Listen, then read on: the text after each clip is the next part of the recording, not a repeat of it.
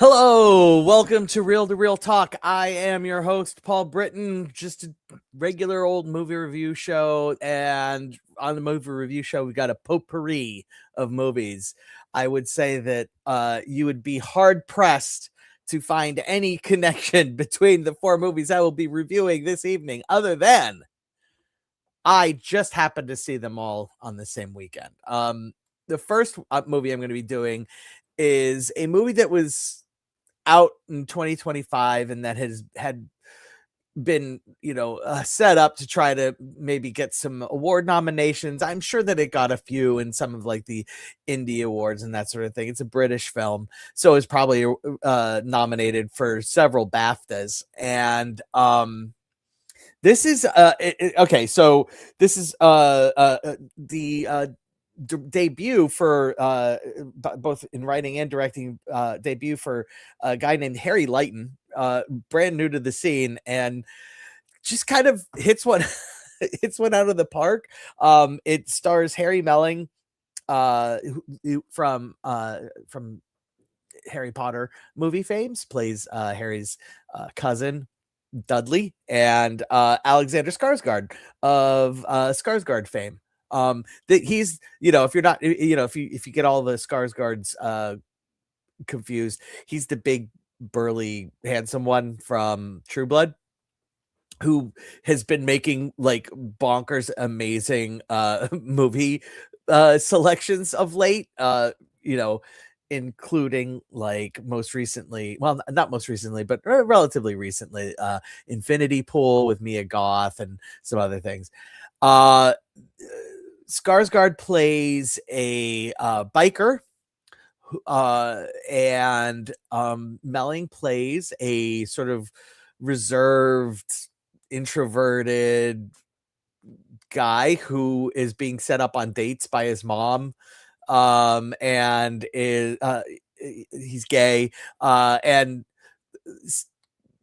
stumbles upon the biker in a bar, but not necessarily a biker bar, but like is at a bar, and off to the side of the bar is a collection of bikers, and Melling sees Skarsgård, and is infatuated by him. Melling plays a guy named Colin, and Skarsgård plays a guy named Ray. So Colin sees Ray, is infatuated with him. Ray, being ridiculously handsome and bulky and all those sort of things, doesn't seem to pay much attention to Colin, except that on it, as he's leaving, he gives Colin his number. Colin calls him up, texts him actually, and is told to meet him out. It says specifically, by the Christmas tree in the city square, and it happens to be Christmas Eve, or no, it has to be Christmas Day, on the day that they're to meet, and it it goes from there.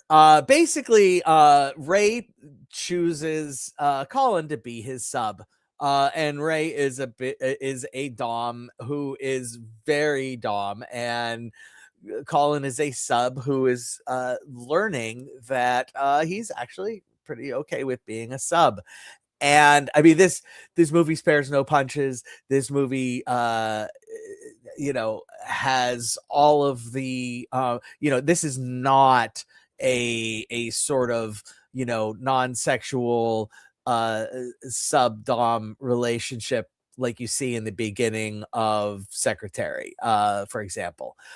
This is very much, right off the bat, a very sexually driven relationship that involves both the power dynamics and the sexual dynamics. And you don't see a lot of cock, but you do see quite a lot of ass, and there is a lot of pounding of the ass that you do see. So I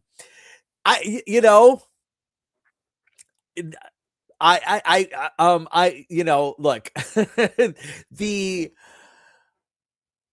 I am I'm probably about as much aware of the dom sub relationships, and the power dynamics at play. It's just as anybody. I wouldn't consider myself an expert, nor would I consider myself a total not novice, but it's totally foreign to me. I have some friends who partake in those dynamics, and I'm kind of aware of, just based off Facebook posts that they post and things like that. I'm kind of aware of what the general dynamic is. Not say, I'm aware. I know what's going on there, and man, it's just all right there. It is all right there. And it's a fascinating exploration, and ultimately people trying to be true to themselves. Well, one person knows exactly what they want and goes for it. And the other person is just finding out what they want and struggles when all of their needs aren't being met. And that's really where the movie goes. And it's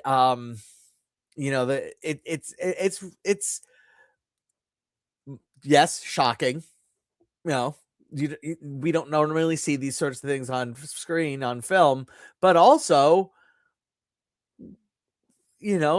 has tenderness like there is tenderness in there. And you know, genuine feelings, and where one person is trying to explore those feelings and the other person has a really, really hard time confronting and understanding what those feelings mean. And yeah, it's ultimate, the trailers make it seem very much like a sort of dom sub comedy type of thing, and it is not that at all. There are certainly funny aspects. I would say, that's pretty obvious. But at the same time, you know, there's a lot of things that happen here that are, difficult, and just like in any relationship, and honest and tender and true. And you genuinely just want everybody to be happy, while also cringing at sort of like all the people around them trying to come to terms, like Colin's family trying to come to terms with the fact that their gay son is now a sub. Obviously so. There is a there eventually Colin brings Ray home to have dinner with his folks, and that is an uncomfortable scene. But this is definitely well worth the viewing. I mean, it speaks. It speaks. Here at Real Talk, we do tacos instead of stars, and if we feel like something deserves a little extra, instead of doing half a taco, we add guac. Why? Because nobody eats half a fucking taco. So here this one, I'm giving it 3 tacos plus guac. It just ultimately it extremely good first outing. Not an easy subject to sit and to sit with the whole time. Also revelatory and interesting, and it feels genuine. And I feel like the guac, the performances are all fantastic, and it feels. The guac is because of how genuine it feels, even if it's not always necessarily something that is comfortable, and I like that. It was good. All right. Next up, we have another movie in theaters. This one has been in theaters for a few weeks. It's called Nirvana, the band, the show, the movie. It is based off of a show called Nirvana, the band, the show, which is a web show that was from 2008, 2009, and that time frame. It's a show about a band called Nirvana, the band, out of Toronto. Not really. They're really out of Toronto, but not really a band. It was just a couple of guys who made a web show pretending to be in a band trying to get a spot on playing at a club, a apparently famous club in Toronto. And I heard an interview with the filmmaker. This is the guy. The pair of guys who also made the movie Blackberry a couple years back, which was a biopic about the like a documentary, sort of faux documentary. Some things were real, but then there were a lot was expanded upon to make it funnier than it actually was. It's those guys, and here they are doing a movie based off of their show. And the interview. So first of all, what are we dealing with? And basically, it's kind of like Borat, but less like meant to be, one party has no idea what's going on and they sit down and interview, and then the other party is just trying to be as ridiculous and off the wall as humanly possible, and more the traveling aspects of Borat, where they put themselves into crazy situations. For example, they skydive off of the CN Tower. And they do an amazing job of making it look like they actually skydove off of the CN Tower. And it's just, like this movie is much like Borat, is just like drop your jaw. What are they even doing? Insane. And like the entire conceit of the movie. So ultimately what they figure out they need to do in order to get to play a gig in this place, in this venue in Toronto, is go back in time and fix it so that they get to play the gig in the venue in Toronto. And it turns into like an homage to Back to the Future, where be careful, don't change anything, and if you change anything, it's going to change the future. And they change the future, and one of them actually becomes a big huge star, and the other one becomes has his own band, which is just a what oh my god, it's a cover band for the band that the other guy. It's just meta self-referential insanity, and it's so funny. Just everything that happens is so ridiculously funny. And just a great time, man. Just the main conceit of the movie sprang from like an outtake from when they were doing Nirvana the band, the show, the movie in 2008, or when Nirvana the band, the show in 2008, when they were walking down the street and one of the guys says, "Hey, that guy looks exactly like you, but older." And that was it. Like that little bit was like, oh, what if we turn this into the show and into the movie? And that's the idea of the movie, is that their past selves actually do see their future selves. Like, what if the person? It's crazy. I'm telling you, this movie is absolutely bonkers, and I wish I had seen it earlier. It just had so much buzz about it that I was like, oh well, crap, I gotta go see it. And I am so glad that I did. It is absolutely a Four Taco movie. Just bananas. Just absolutely bananas. I cannot possibly recommend this movie enough. It's you're not going to laugh at everything, but everything that you laugh at is going to just make you have a giant smile on your face and feel good. Next is The Bluff on Prime, starring Carl Urban and a whole bunch of other people you've never heard of, and from the guy who wrote the Bob Marley biopic, Bob Marley One Love. And that's about it. He hasn't really directed anything major. He's directed a couple movies, but nothing you've ever heard of before. And it's a pirate movie. Why is it called The Bluff? It has nothing to do with bluffing. It has everything to do with the bluffs of, I wish there was something having to do with bluffing, but there really isn't. Like, it would make more sense. So Carl Urban is sort of like the Blackbeard of the time, and used to be a profiteer, but now the governments are more civilized, and so they don't have use for them. And he is looking for a bit of gold that was stolen from him by by his sort of co-captain, Bloody Mary. And Bloody Mary has hidden off on one of the Caribbean islands, and is married and has a kid, and doesn't want to be found and doesn't want to confront her past. So his intent is to get the gold and to turn her in, so that and get the reward for turning her in, which the reward turns out to be a pardon for anything the person who turns her in might have done in the past, because she was Bloody Mary. She earned her name. I really wanted to love this movie. I even really wanted to like it. And ultimately, look, Carl Urban is doing amazing Carl Urban things, and the set pieces are all really well done.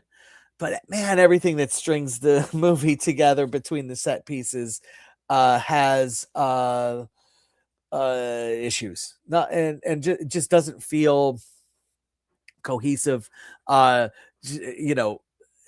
just feels like interstitials before we get to the next set piece. And this is, it's playing on Prime. Definitely check it out. It's certainly worth the time, but also only worth 2 tacos plus guac. That's not this, you might like it more than I do. And I hope that's the case. But I know you'll have a good time, but I also know you're going to forget about that you ever even saw it like 6 months later. And that's where I am. I'm just going to forget I saw it for 6 months later. I'm not going to go seek this out again.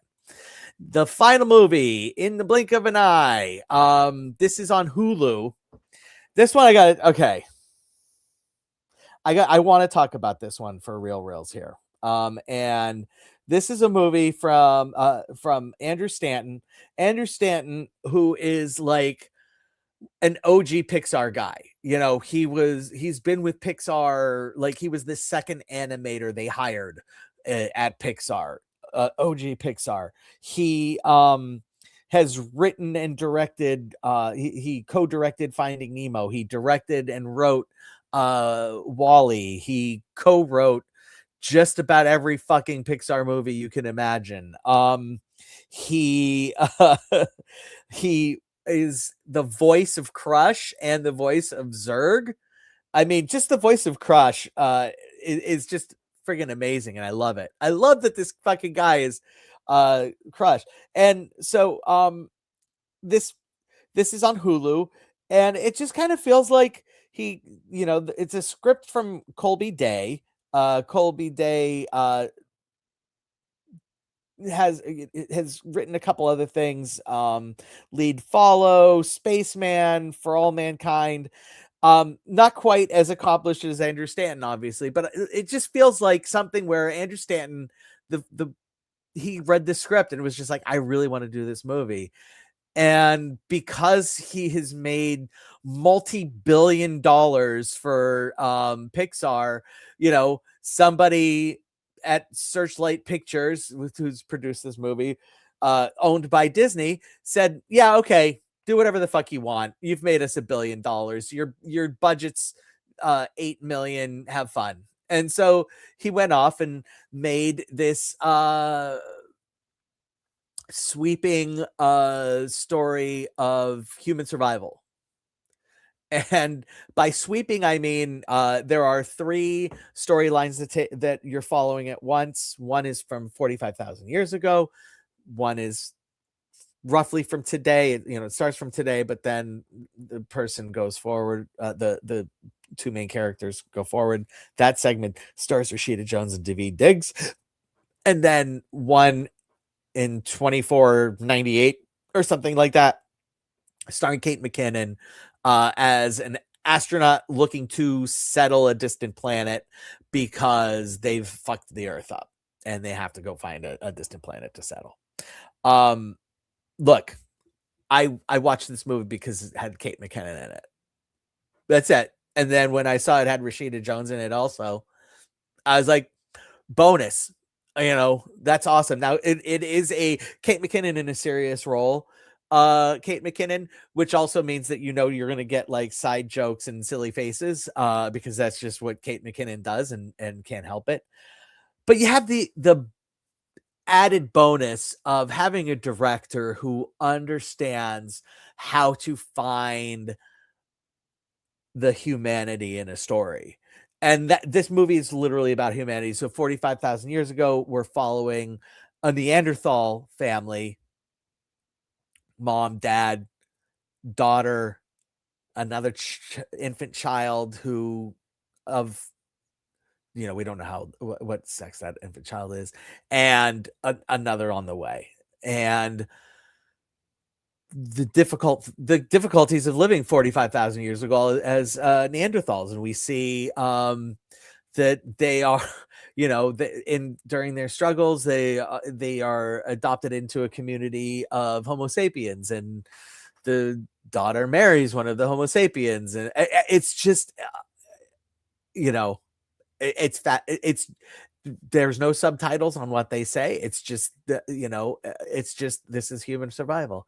Next, and by the way, it's not told in chronological or anything like that. Like each segment is told chronologically, but it's like we cut from one to one to one, and and a lot of the editing does a lot of heavy working on this movie, where for example, illness hits 45,000 years ago. Today, Rashida Jones' mom has cancer and trying to survive that. In the very distant future, Kate McKinnon is on this ship, and the oxygen is being produced by plants, but one of the plants gets but one of the palms catch a virus, and the virus is killing off the palms, and so she's going to run out of oxygen if those palms die. And so they have, with the help of AI, she has to solve the problem and figure out what to do. It's it some of it works, some of it doesn't, and that's just the reality of this movie. Some of it works, some of it doesn't. All of it feels genuine, feels real, and is heartfelt. And I appreciate the honesty, and I appreciate how heartfelt it is. And honestly, I guess that for as little as Pillion and In the Blink of an Eye have in common, story wise and wise, the one thing that they both share is definitely a genuineness, a reality to what they're trying to convey. In the blink of an eye, some of the things that don't work is that, like, so Kate McKinnon is on the spaceship, and she has a more humanized version of Hal, who also isn't trying to kill her. And like, so the relationship between her and the AI, this might not be the best time to be like, hey, AI, it's there to help you. Like, I think we're still finding our way. I think Eddington is a better use of where do we really sit with AI right now than In the Blink of an Eye. But everything else that goes on with the Kate McKinnon storyline is kind of like touching and pleasant and super Kate McKinnon-y. The Neanderthal segments, the kid that is in the Neanderthal segment is amazing. Like, one of the problems I had with the Bluff is that there is her kid, the Bloody Mary's kid, just terrible. Like, not, and I don't want to knock on kid actors, but I'm doing it. And if you put the kid that was in A Blink of an Eye in the Bluff, just an instantly significantly better movie, but In the Blink of an Eye does a great job of finding a good kid actor. I'm guessing Stanton, having cast kids to voice Nemo and things like that, knew what they were, had an advantage. And the Rashida Jones Diggs, Davine Diggs segment is just, it's really like genuine and like touching, until like their son grows up to be a scientist, which is great, except the thing that he develops, which is supposed to be, a heartfelt moment, but it's just like, everything that's off is just slightly off, and like all you need is just like one person to go in and be like, yeah, maybe don't do that, maybe make it a little less meh. The problem is that what the kid the second story, all three stories connect. Rashida Jones is an archaeologist, and so there's a thing from the first segment that she discovers in the second segment, and then the second segment connects because the son of the couple is clearly involved with what Kate McKinnon's up to. And so there's a common thread throughout, just super standard fare for this type of thing, but it totally works for me and I enjoy it. So where do we land on this one? We're going another 3 tacos plus guac. I would love to give this one 4 tacos. It just doesn't ever reach that point. If somebody came to me and said 2 tacos for me, it doesn't work for me, I totally get it. But the stuff that works for me really, really, really worked for me. And so I enjoyed it. I liked it. That's where I was. All right. Next week we've got Hoppers, and I believe we have The Bride coming out. So we are going to have more new movies to review next week. I hope you can come by, but more importantly, I hope you go see some